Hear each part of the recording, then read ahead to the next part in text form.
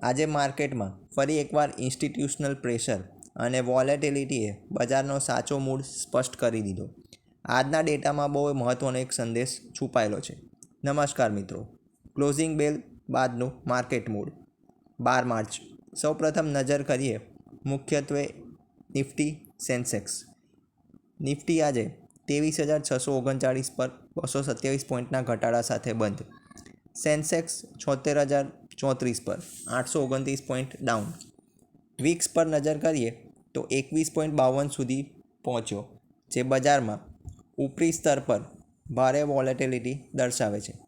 Institutional એક્ટિવિટીમાં આપણે જોઈએ તો એફઆઈઆઈ આજે એગ્રેસિવ સેલિંગ સાથે 7,049 કરોડનું સેલિંગ કર્યું.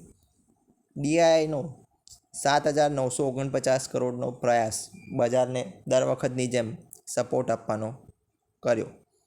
ડેરિવેટિવ સેગમેન્ટ ભારે વેચવાલી સાથે બંધ. ઇન્ડેક્સ ફ્યુચરમાં 3,107 કરોડનું સેલિંગ. ઇન્ડેક્સ ઓપ્શનમાં 11,324 કરોડનું મોટું સેલિંગ. ઇન્ડેક્સ ફ્યુચર અને સ્ટોક ઓપ્શનમાં પણ આપણને સેલિંગ જોવા મળ્યું. બ્રોડર માર્કેટમાં વાત કરીએ તો મિડ કેપ 15,242 પર થોડા ઘટાડા સાથે બંધ.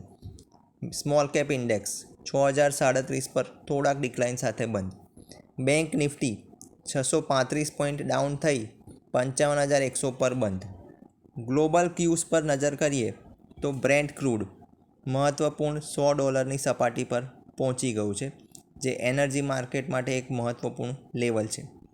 ગોલ્ડ આજે થોડું ઓર નીચે ગયું.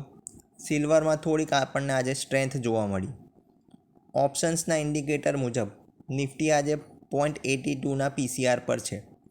તો સૌથી મહત્ત્વનો પ્રશ્ન, એફઆઈઆઈ સતત સેલિંગ કરી રહ્યા છે.